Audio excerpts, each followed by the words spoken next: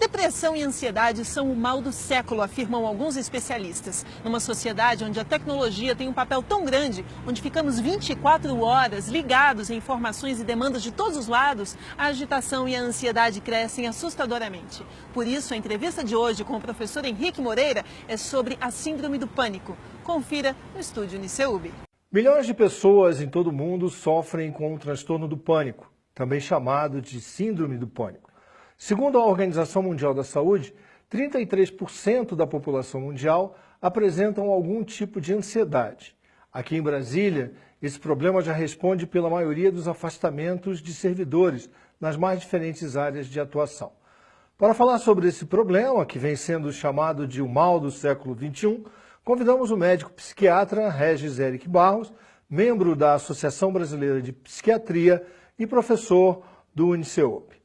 Eric, obrigado por sua presença. É uma honra, um prazer tê-lo conosco. A honra é minha e o prazer é todo meu. Que bom. Eric, qual é a diferença entre ansiedade normal e o transtorno do pânico? Ansiedade é algo que todos nós temos. Faz parte da evolução da espécie.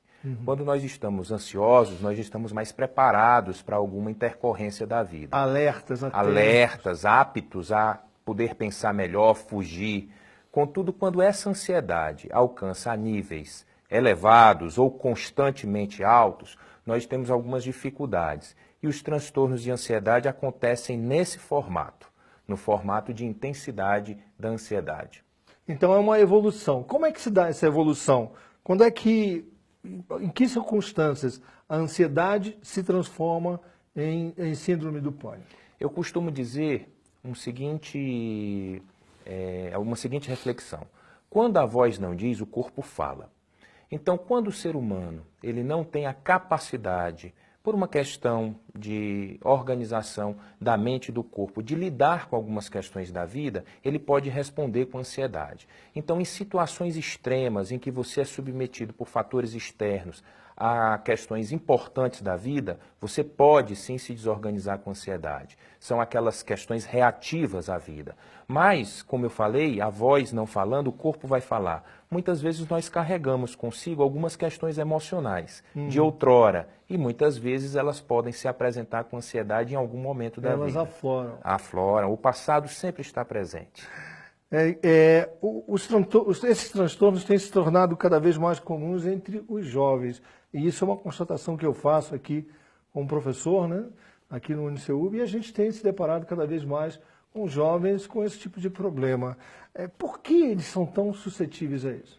Eu costumo dizer que viver é maravilhoso, mas não é fácil. A despeito dos problemas da vida, viver é algo muito fantástico.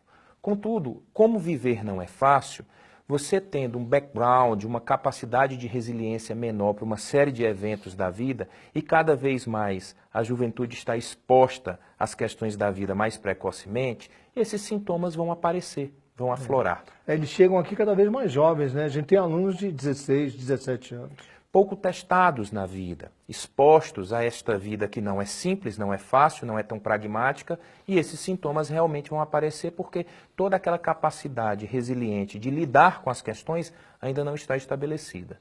Que tipo de comportamento os pais devem prestar atenção que possa vir a indicar que aquele jovem está começando a desenvolver um transtorno do pânico? O transtorno do pânico é uma patologia bem prevalente em termos de diagnóstico em transtornos ansiosos. Então, é fácil de diagnosticar? É fácil, relativamente fácil. Por quê? Porque a chave do diagnóstico do transtorno do pânico é o ataque de pânico, que é uma intensidade, é uma explosão de sintomas ansiosos, muitas vezes emocionais e físicos, que acontecem de forma abrupta, muitas vezes sem algo esperado, sem um deflagrador. Isso começa a atrapalhar a vida da pessoa porque os sintomas de pânico vão recorrendo, os ataques vão recorrendo, e a pessoa acaba se esquivando das questões da vida, por exemplo, do trabalho, das aulas, da escola, da vida acadêmica, porque ele passa a ter receio de ter ataques de pânico em locais não protegidos ou mais protegidos. E essa esquiva é que gera o prejuízo funcional. O que a gente não deve fazer? E aí uma pergunta que para mim é muito útil, não só como pai, mas também como professor. O que a gente não deve fazer quando estamos diante de um jovem com esse tipo de problema? Eu acho que a principal coisa que nós devemos fazer, e por conseguinte, por antítese, não devemos fazer, é acolher. Nós temos que acolhê-lo. E um ponto importante é não cobrar como se aquilo fosse uma falta de capacidade, uma falta de caráter, Uma falha. Uma falha por não dar conta da vida. Não, é um sintoma, é uma patologia que tem tratamento, que pode ficar muito bem com tratamento farmacológico e psicoterápico, e a pessoa retornar à vida normal sem nenhum problema. Pois é, aí essa era uma pergunta que eu queria te fazer também. Além da medicação, que outras formas de terapia podem ajudar a superar o problema? Meditação, yoga, exercícios físicos? Eu sempre costumo dizer também que tudo que é complementar é bom, né?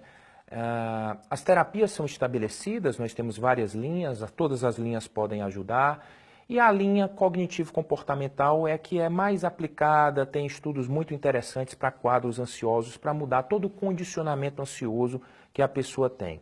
Contudo, a mudança do estilo de vida é muito importante. O tratamento, para mim, é um tripé.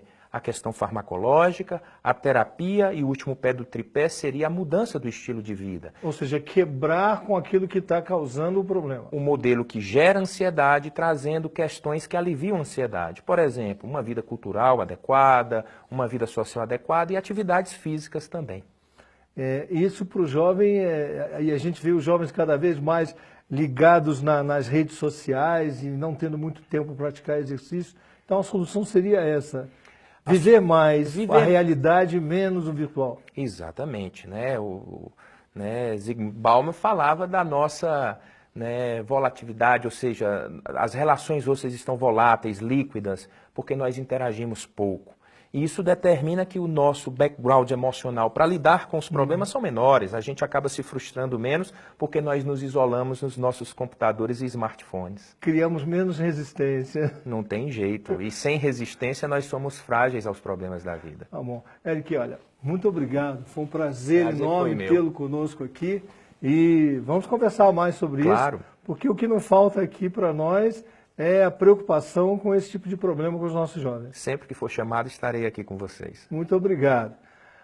O Estúdio NCUB deste domingo fica por aqui. Esperamos que você tenha gostado. Acesse a nossa página ou nos envie uma mensagem dizendo que assunto ou pessoa você gostaria de ver aqui no nosso programa. Espero você no próximo domingo, às 10 da manhã, aqui na Band. Até lá!